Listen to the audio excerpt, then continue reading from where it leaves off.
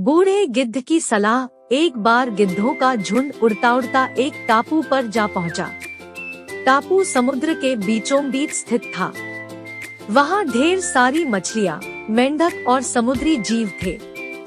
इस प्रकार गिद्धों को वहाँ खाने पीने को कोई कमी नहीं थी। सबसे अच्छी बात ये थी कि वहाँ गिद्धों का शिकार करने वाला कोई जंगली जानवर नहीं था। गिद्ध वहाँ बहुत खुश थे। इतना आराम का जीवन उन्होंने पहले देखा नहीं था। उस झुंड में अधिकांश गिद्ध युवा थे। वे सोचने लगे कि अब जीवन भर इसी टापू पर रहना है, यहाँ से कहीं नहीं जाना, क्योंकि इतना आरामदायक जीवन कहीं नहीं मिलेगा। लेकिन उन सब के बीच में एक बूढ़ा गिद्ध भी था। वह जब युवा गिद्धों को देखता तो चिंता में पड़ जाता। वह सोचता कि यहाँ के आरामदायक जीवन का इन युवा गिद्धों पर क्या असर पड़ेगा। क्या ये वास्तविक जीवन का अर्थ समझ पाएंगे? यहाँ इनके सामने किसी प्रकार की चुनौती नहीं है। ऐसे में जब कभी मुसीबत इनके सामने आ गई तो ये कैसे उसका मुकाबला करेंगे? बहुत सोचने के बाद एक दिन बूढ़े गिद्ध ने सभी गिद्धों की सभा बुलाई। अपनी चिंता जताते हुए वह सबसे बोला, इस टापू में रहते हुए हमें बहुत दिन हो गए हैं। मेरे विचार से अब हमें वापस उसी जंगल में चलना चाहिए जहाँ से हम आए हैं।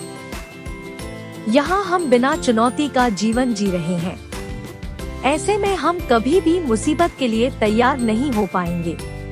युवा गिद्धों ने उसकी बात सुनकर भी अनसुनी कर दी। उन्हें लगा कि बढ़ती उम्र के असर से बूढ़ा गिद्ध सठिया गया है, इसलिए ऐसी बेकार की बातें कर रहा है। उन्होंने टापू की आराम की जिंदगी छोड़कर जाने से मना कर दिया। बूढ़े गिद्ध ने उन्हें समझाने की कोशिश की, तुम सब ध्यान नहीं दे रहे कि आराम के आदी हो जाने के कारण तुम लोग उड़ना तक भूल चुके हो। ऐसे में मुसीबत आई तो क्या करोगे? मेरे बात मानो, मेरे साथ चलो। लेकिन किसी ने बूढ़े गिद्ध की बात नहीं मानी। बूढ़ा गिद्ध अकेला ही वहाँ से चला गया। कुछ महीने बीते।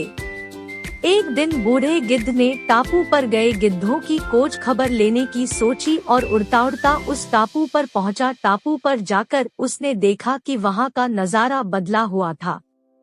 जहाँ देखो वहाँ गिद्धों की लाशें पड़ी थी। कई गिद्ध लहूलुहान और घायल पड़े थे। हैरान बूढ़े गिद्ध ने एक घायल गिद्ध से पूछा, ये क्या हो गया? तुम लोगों की ये हालत कैसे हुई?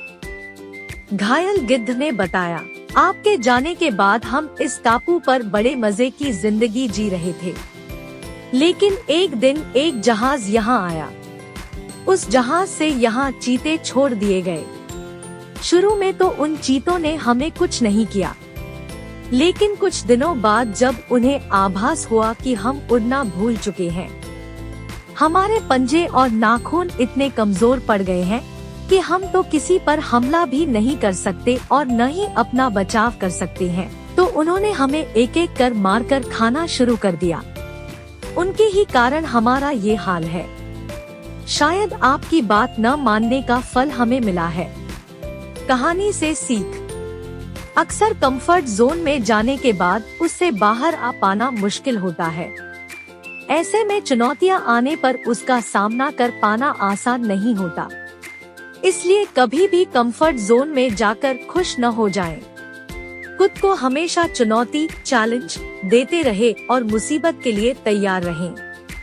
जब तक आप चुनौती का सामना करते रहेंगे, आगे बढ़ते रहेंगे। दोस्तों, हमारे चैनल को लाइक और शेयर करें। धन्यवाद।